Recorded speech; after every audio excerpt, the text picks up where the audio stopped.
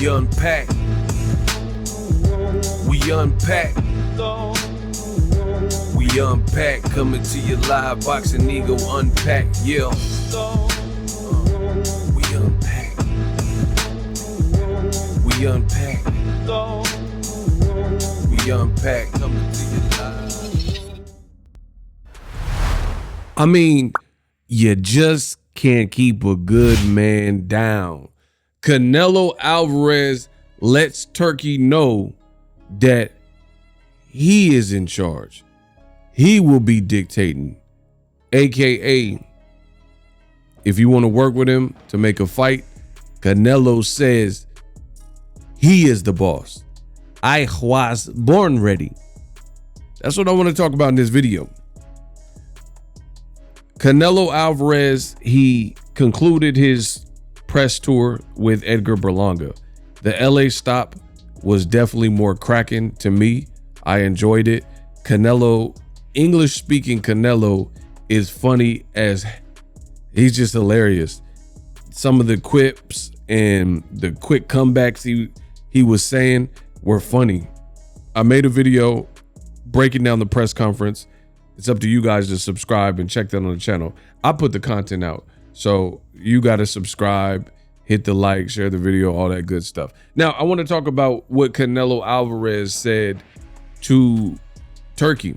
As you guys know, I've covered all of this stuff. Turki said he had just wrapped up an important meeting with his team regarding upcoming fights 2024 and beyond. And he said he decided to, quote, disregard the Canelo fight because he doesn't want it anymore. Meaning he doesn't want to proceed with offering Canelo money to fight Terence Crawford on Riyadh season, right?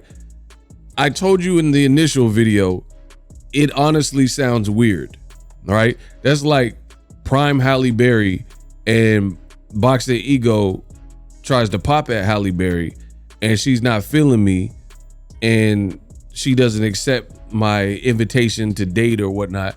And I'm like, man, to hell with her. Like, I didn't want Halle Berry anyway. Like, that doesn't even make sense. Like, you can't, like, in essence, be rejected and then act like you didn't want that anyway because someone else moved. You know what I mean? Someone else moved on. It looks kind of weird. And Canelo gave an explanation for what happened. He said, and the way he said it was very calm. It was on camera. I don't think he has any reason to really lie, if that makes sense. Canelo Alvarez basically stated that Turki, his team reached out and wanted to discuss business since he was going to be in LA for the Berlanga press tour stop. And Canelo, being a boss and being his own boss, says, I have an upcoming fight, and I'm just paraphrasing, but he's basically saying, I have an upcoming fight with Edgar Berlanga, so I'm not going to commit to anything. I'm not going to sign off on anything, so we can discuss a future link up or fight after my fight. And to be honest, I think that's pretty fair because we know in the sport of boxing, you can try to make these plans, but if things don't go to plan or as planned, then all that planning was for nothing, right? And I practice stoicism, Marcus Aurelius, you know, and they teach you to control the internal and focus less on the external, right? So some things you have to let play out, especially in a sport like boxing. Like, for example, Riyadh season just had the Pitbull Cruz fight. A lot of people counted El Rayo out and they didn't think he would win, but not only did he win, he, to me, convincingly won. So that changes things. So if you were planning, let's say Gervonta Davis versus Pitbull Cruz rematch, and I'm not saying they were, I'm just giving you guys an example. But if you were planning for something like that, then now everything's changes. The optics have changed because Pitbull lost to El Rayo. So maybe you switch to El Rayo. You know, he's earned it. And he was the mandatory at 135. You see what I'm saying? So things change. Or you have Turki Al-Sheikh, who was saying that for the Crawford Madrimov card, he wanted Deontay the Bronze Bomber Wilder to fight Jared Anderson, right? And only problem is they scheduled another fight, and Wilder, they put him in with the 300-pound huge Chinese southpaw, and then Wilder gets knocked out by this huge Chinese southpaw. So I said it then, and I'm saying it now. That's really bad planning if you truly wanted Wilder versus Jared Anderson. You don't do that in the sport of boxing, because you could have had a fight with the up-and-coming American versus the former American champion, WBC champion, Deontay the Bronze Bomber Wilder from Tuscaloosa, Alabama. Oh my God. But then he didn't make it out of the Zhang fight unscathed. So they end up putting Jared Anderson in there with Martin Bacoli, who looked huge, who he already tasted an earlier defeat with Michael Hunter, and he's kind of rejuvenated and resurrected and learned from the loss, put on some size because he looked a lot bigger than when he fought Michael Hunter now, and he just battered Jared Anderson. So it's going to be very interesting with this whole Riyadh season, because there's no rhyme or reason to a lot of these fights. You know, in fact, PBC was the only smart ones, in my opinion, regarding that Crawford Madrimov card, because they put Pitbull Cruz and Jose El Rayo Valenzuela, and that was a desired fight, but they're both PBC fighters. So no matter if Pitbull won or Rayo won, the winner goes back to PBC. Versus, you know, Jared Anderson is a top ranked fighter. Bacoli is with Boxer.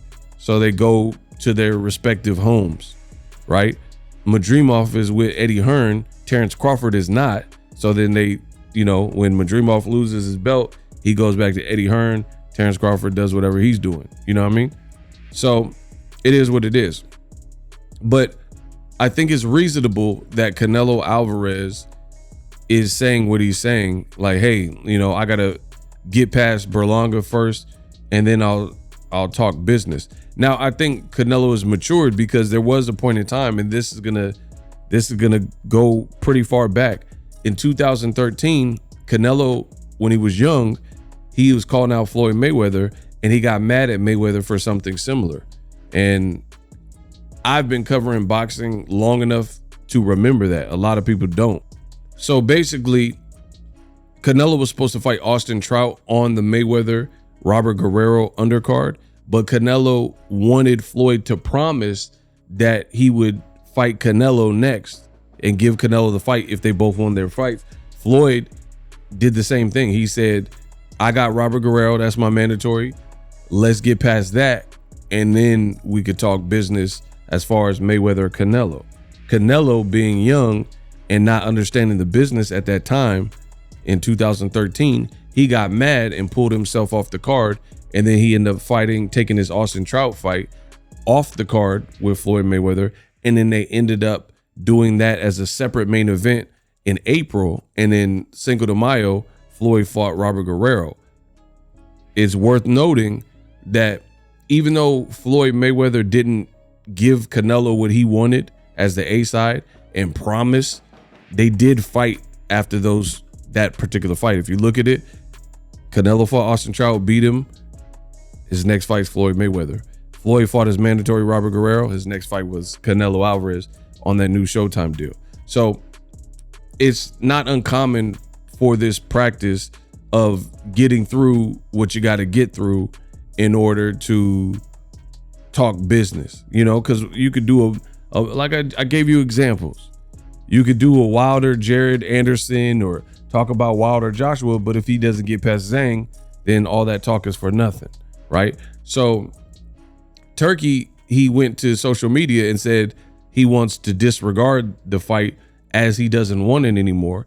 But according to Canelo, that wasn't the case. Basically, it sounds like Turki was mad that Canelo wouldn't meet with him on his terms, or you know, when he won it. And Canelo Alvarez has been very outspoken, and he's saying, like, I don't need Turki. You want to work with me, then you're soliciting me. I'm Canelo Alvarez. I've been doing this since I was 15. I've been a world champion since whatever.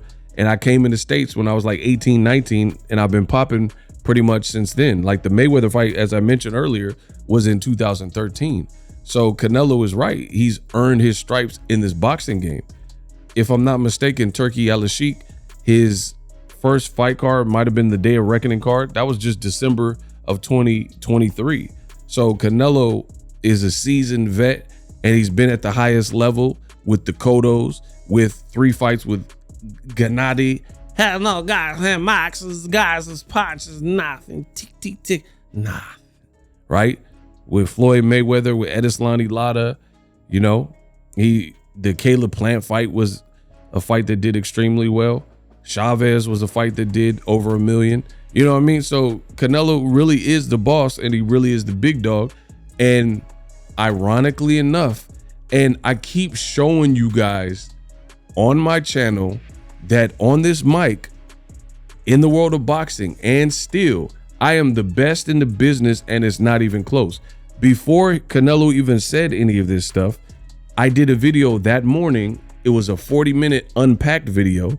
I'll put a card at the end of this video, and I'll even let you hear a snippet, but to hear the full video, click on the card.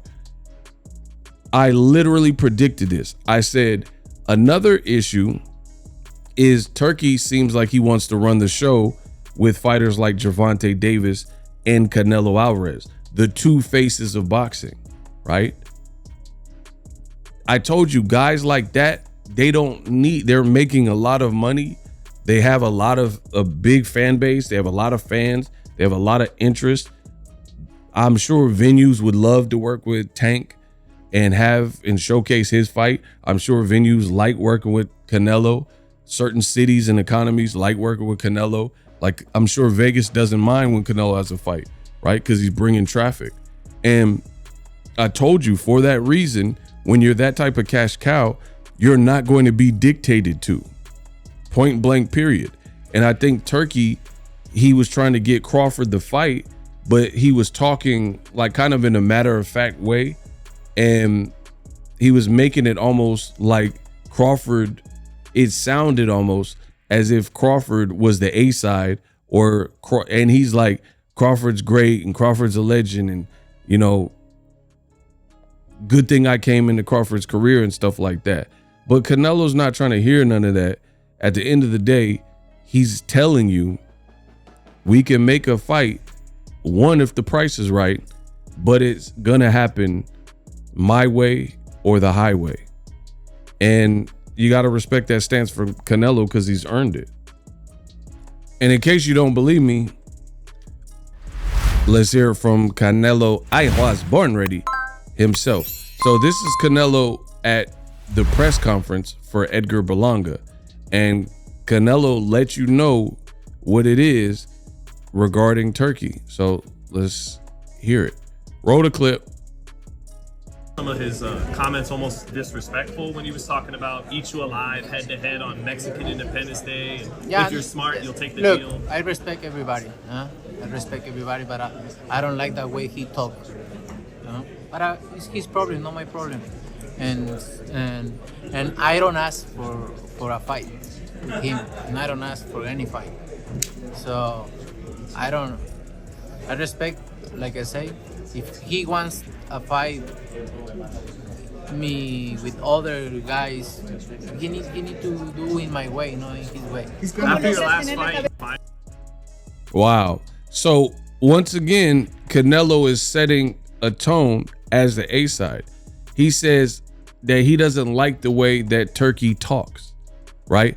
And what he's saying, what I believe that he's saying, we unpacked, is Turki has business that he's doing with the UFC, and they have a card that's competing on the same day on the Strip in Las Vegas, different venues, both MGM properties, one at the Vegas Sphere. That's the UFC Noche show. And then you have Canelo, who's fighting Berlanga, and Danny Garcia at Erislandy Lara on the same card in the T-Mobile Arena or wherever, right? So they're going head to head. And Turki has done interviews where he says, I'm going to eat Canelo, like meaning our event is going to be bigger.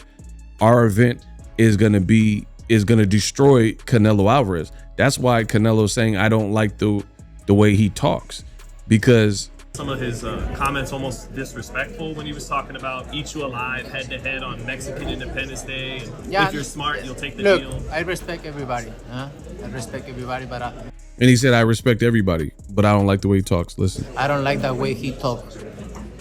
But it's his problem, not my problem. And then I like what Canelo says here. He's basically saying it's his problem. I respect everybody. You treat me with respect, I'll treat you with respect. But he says, the thing is, you want to do business with me. You want to fight and stage a fight with me. You want to set up and start a relationship with me. I'm Canelo Alvarez. I'm the brand, right? So he made that clear, and I think that's important. That it goes back to what I said in my previous video, and you guys stay tuned to the end of the video so you can see that snippet. Canelo's not going to be dictated to by anybody. You're not going to just throw money in Canelo's face and then he just does whatever you say. So Canelo Alvarez, he's laying down the gauntlet saying, yo, I don't like the stuff he's saying. And you know, because you have to understand, Turki also said like something to the effect of, we sent Canelo an offer to fight Crawford, and if he's smart, then he should take it. You know, he's saying it like almost like ultimatum-ish, or take it or leave it. And I think that's going to coincide with Canelo's ego, because he's like, yo, wait, I've been doing this since I was 15. I'm a star. Me and Tank, we the biggest stars in boxing, and you just like trying to throw around money and kind of tell me what to do. And I think that's what's the friction, where Canelo's like, no, you're not going to tell me what to take and what I have to take, stuff like that. He's saying, you want to fight with me. You want to stage a fight with me, not the other way around. I didn't reach out to you. I don't need you. And he said that in another interview where he was like, I didn't request this. I don't need his money. I don't need, you know, basically I don't need anybody. My situation's cool. And I don't ask for a fight. I don't ask for a fight. See? I don't ask for any fight. So I respect, like I say, if he wants a fight me with other guys, he need to do in my way, not in his way.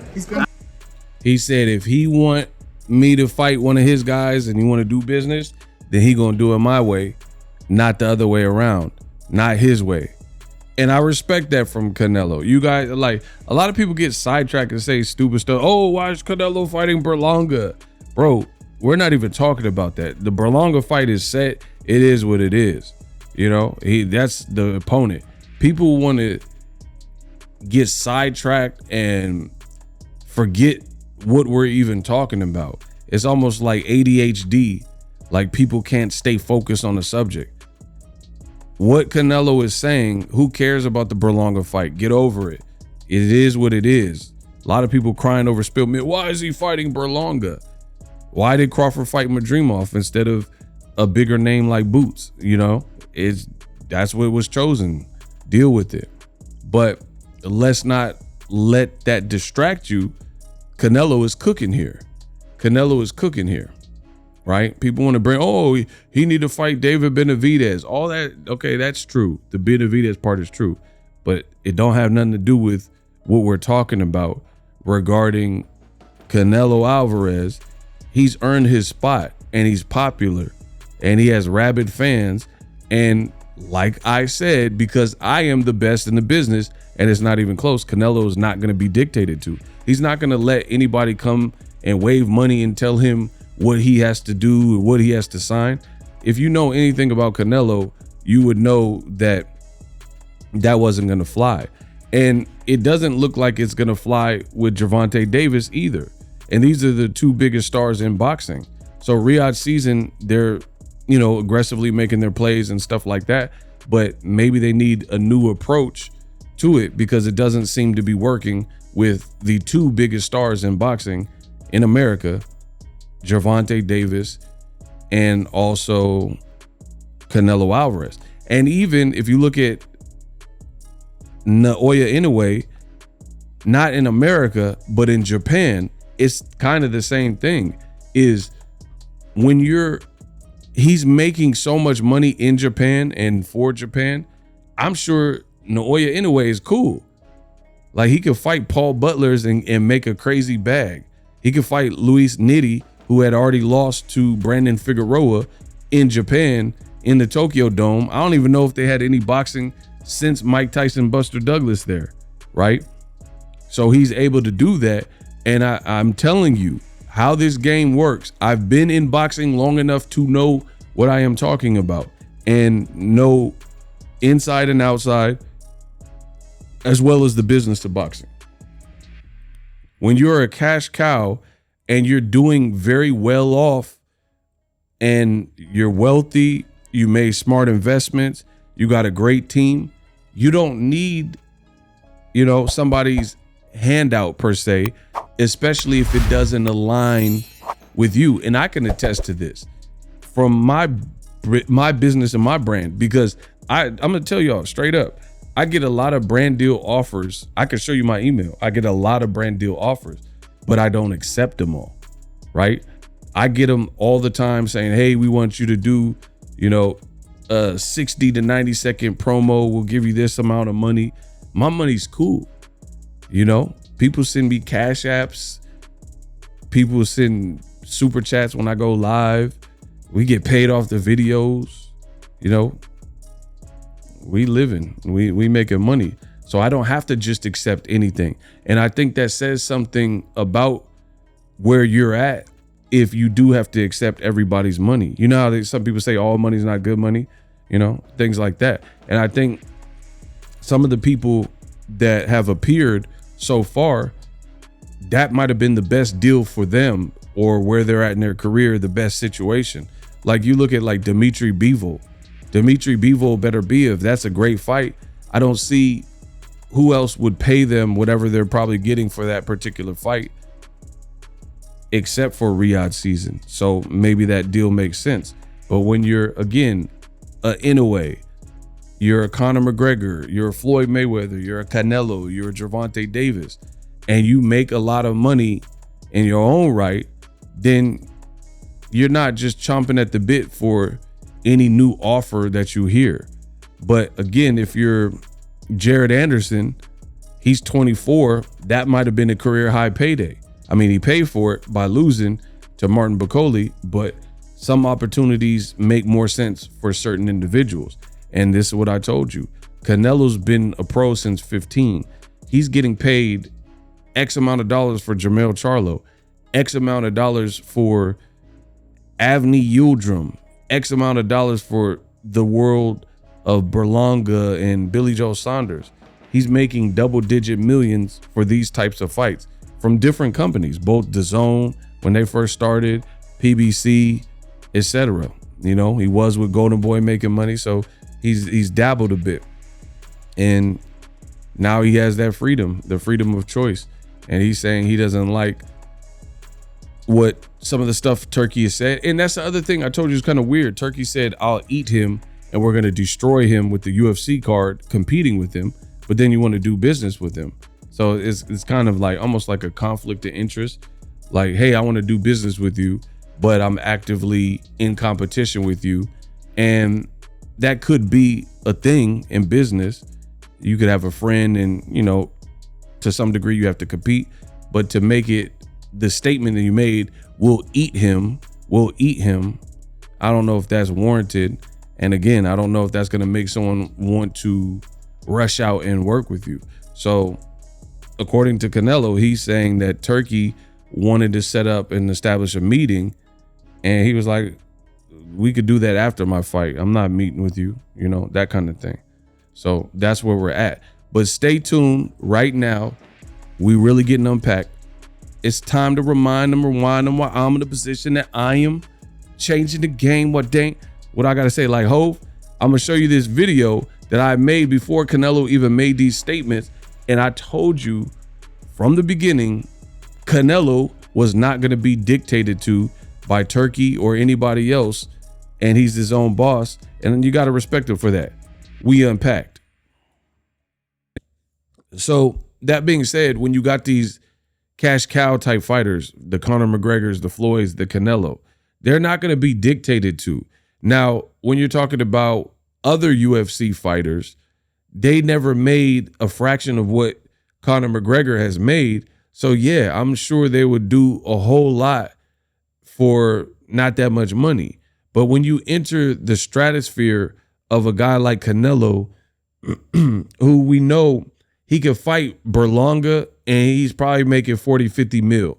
He could fight against Munguia and he's getting 35, 45 mil or whatever he's getting, right? He could fight Triple G3 and he probably made more than that. Plus he has deals where in Mexico, he has like Box Azteca where he gets probably points or percentages on the viewership out there. And he has companies, right? So I think one of the other major issues here is Riyadh season. They're throwing their money around and like buying fighters and putting fighters on the card. And a person like Canelo is not going to be dictated to because he's made a lot of money. And the same goes for Gervonta Davis. Remember when Gervonta Davis, I think it was said that Turki Al-Sheikh wanted to make the fight with Devin Haney and Gervonta Davis, right? And Gervonta responded with, just to negotiate with me, you need to send me 2 Ferraris, right? You need to send me 2 Ferraris. To which Turki said, I'm not sending 2 Ferraris. I'll only send 2 boxing gloves. And then we haven't heard about them trying to make that fight ever since.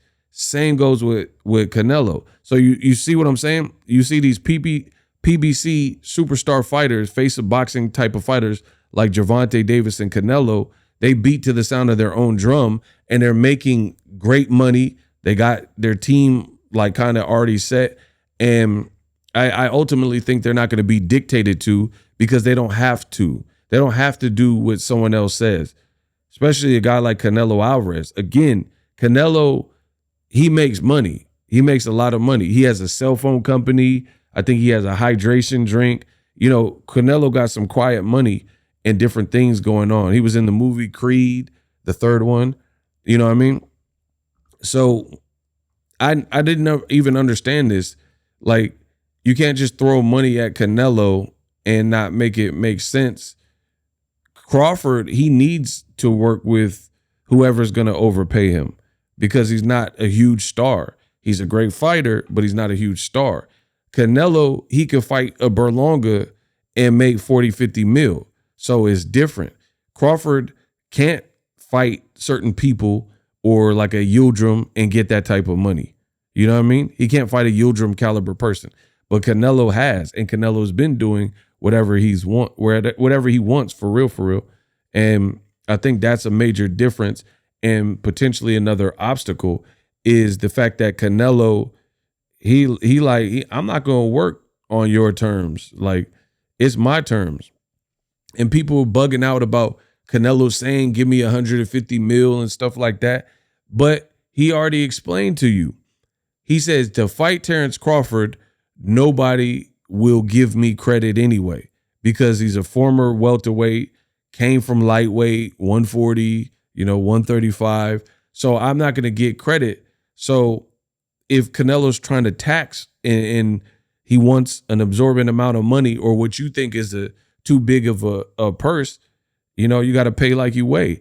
He probably trying to sweeten the deal. Like if you want me to fight a fight with Terence Crawford where I don't really have an upside, if I beat him, they'll just say he was too small and I was picking on someone small, then pay me.